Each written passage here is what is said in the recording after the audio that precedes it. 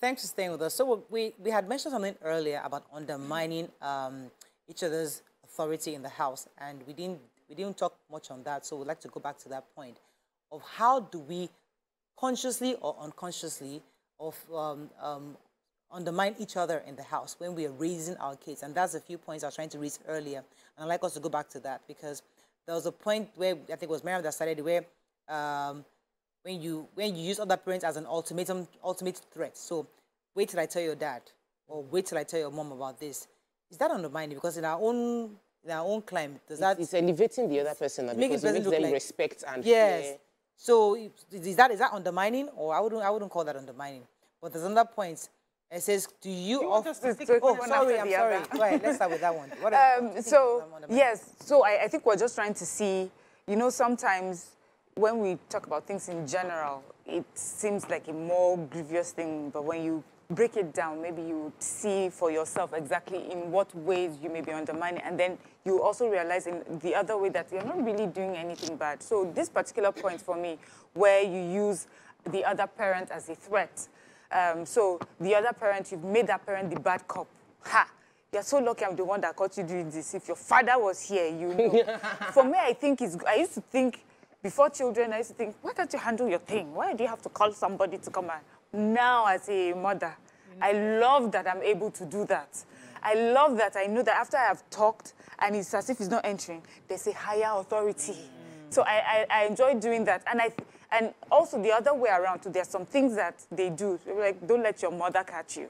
In fact, when it comes to how things are arranged in the house, my husband would say, you know, we thought we broke your vase. I was like, if this vase breaks, don't let your mother, you know. So we have that back and forth, and the children know what one will say. In fact, sometimes when you say, don't wait until your dad comes in, I know what he's going to say. He's just going to say this for some issues. And then for some issues, they are asking you, please do not say, I promise you I'm going to do anything you want. And it just, I think it's a balanced way of raising the children. I think I shared with my son, the little one, he fought in class. And we had he fought, and he was begging me. When it's just, don't tell my daddy. He kept crying from the school, don't tell my daddy. Don't tell. That's our 4 years. He was crying, just begging, mommy, please don't tell daddy. When daddy now came out, he just kept quiet, just kept looking at me. I didn't see anything, but I made him report himself. Yeah. Yes. I said, you have to tell your daddy what you did, because the teacher will still tell, I had to let him know that you have to go yourself. You went Brown House and you have to go and meet daddy. You know, because but I just remember you're talking. I just remember that story. So the way we handle it in my place is we will have a conversation. My husband will say, don't worry, when your mommy comes back, we'll decide what will happen to you. We'll decide what we'll do. When they do their own, and like, when your daddy comes back, I'm going to table the matter, then we will decide to have a conversation. I don't want to be the person that they will be using to threaten my children when your mommy comes back, and I don't want to do that for him either. So we always agree that we cannot give individual punishments. It must be collective. So they already know her. When two of them enter that room and lock the door now, when they come out, we already know what's happening. So that's how we handle that in my own house. Okay, so says another one is that, do you complain about the other parent in front of your kids? So I sort of mentioned this earlier, that it is actually undermining. If you complain about your partner in front of your children, you are undermining them, and they will disrespect that parent. Because I've seen this play out. A friend of mine was, you know, they just, because all of us see the family and we feel like this couple are so amazing. But my friend was the child in the home, and she just always had something bad to say about the dad. It wasn't until much later that she realized that she didn't have any issue with her father. Her father was an amazing person, but her father didn't treat her mother well. So she was reacting to the father's, based on the mother's experience. And he was a good father. To her. As a father. He wasn't even a bad husband. But the narrative she got from her mother was that he was a bad husband. And so she disrespected her father based on that. You know, so I think that it is a way of undermining. Don't say, your mother has come again, no. He will scatter the entire house. Your mother has come again, no. He will go to party and she will not come home. Or your father has come again. He has gone to drink beer and hang out. You know, I used to do that. I used to do something similar, and I just was, not too long ago. I used to say, like, When I buy, because me all of my healthy things, I like to have my yogurt, and I used to complain, Brown has eaten my thing. Brown, I'm always complaining that he has finished my own thing in the house. So when the kids put stuff in the things, I go and hide it so Daddy will not eat it. When I heard Michelle say that, okay, please hide the chocolate, I don't want Daddy to go and eat it. I had to call and say, I now realized that it was me. It was for me. I'm constantly accusing Brown of eating something that belongs to me in that food. And then my little girl is now hiding her stuff. Wow. Because she don't want to fall. In fact, Brown even heard her say, are you okay? In my house, in the fridge that I bought, are you okay? You know? So, but it was for me.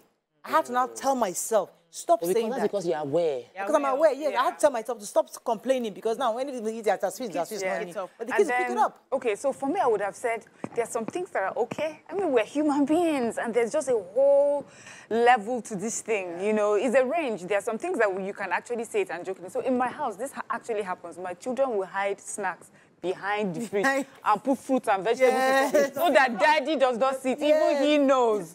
In fact, when they come and they say an empty, Daddy has been here. They just know. And we say it's not all bad. So it's not all bad. Right. It's just, you know. To report to your husband. You're eating my own rice and All right, so let me have another said. Do you complain, okay, I've said that, do you change or reduce a punishment that was doled out by the other partner? Seriously undermining. Yes. You do that? Yeah. Not me, Ken. No, it's not me, but it's a guy that does that. But I usually get very angry, and I'll call him inside and say, no, we cannot do this. So the thing is, let us always agree on a punishment so that you don't make me out to be the witch in the house, and then you are the good father. Let's agree on the punishment. We must follow through. If you don't have the capacity to follow through, I will help you follow through. But we must agree before you dole out punishment. But sometimes in anger, he will just give like 117 punishments, which he knows he cannot. He will not come later like, hey, he has tried, though. He has actually done something. Let's reduce it for him. I always have that issue. Let me take Dr. Moya from Mojo. Good morning, Dr. Moya. Are you there?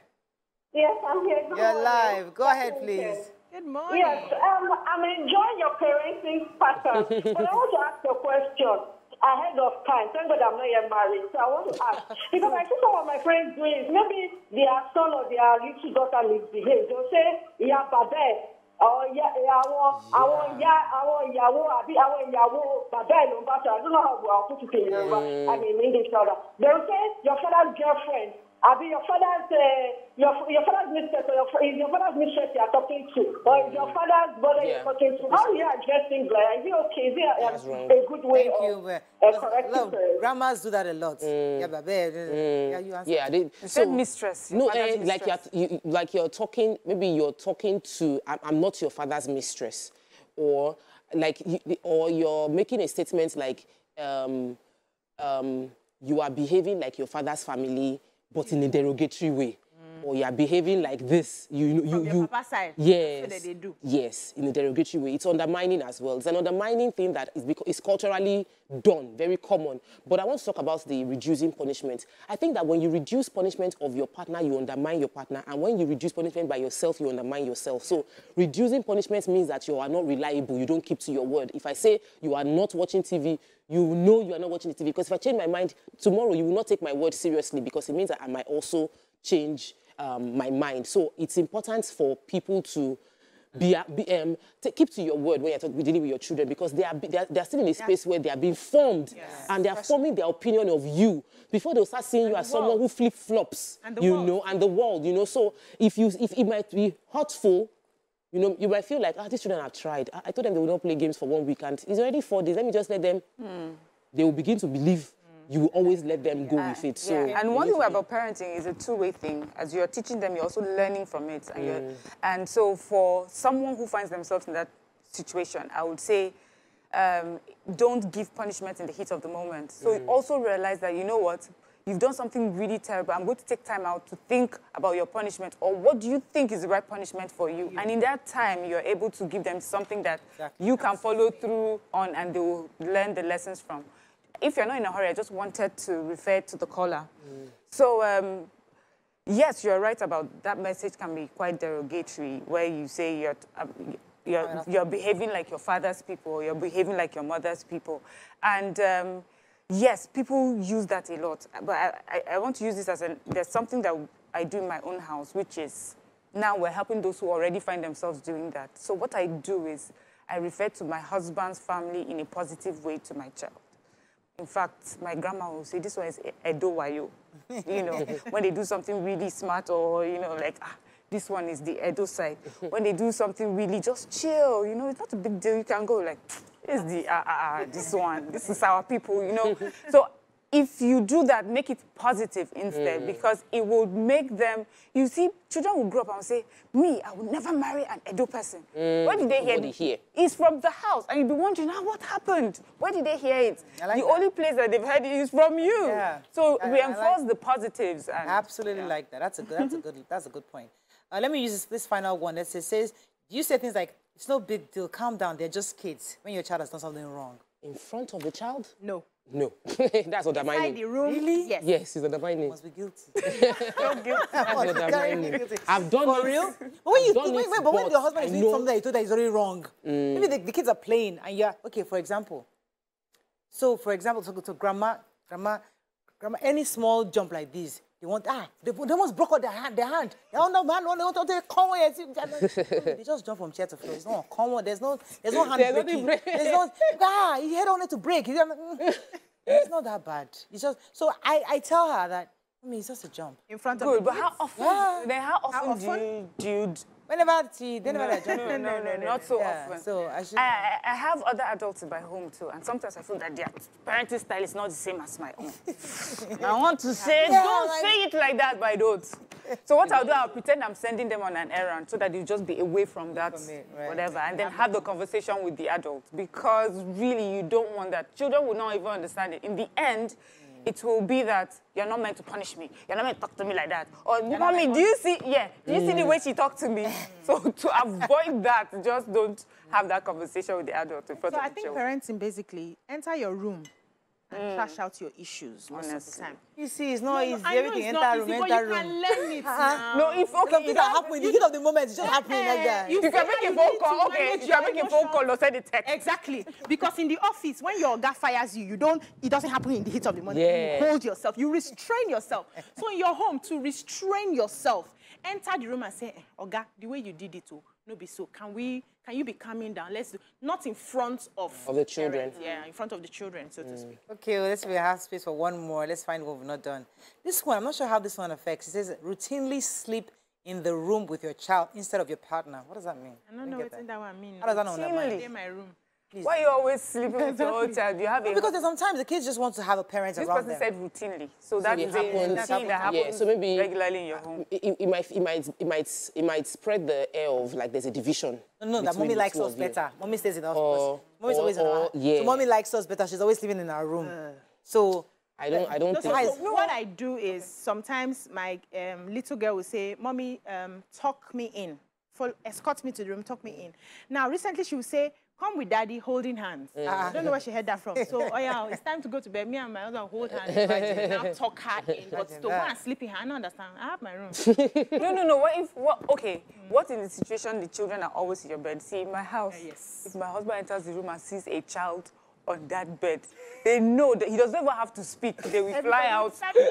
They fly out of the room. Boundaries. Yes, boundaries. In my house, boundaries is such a big thing. Don't come to my bed. We have to run, but thank you, ladies.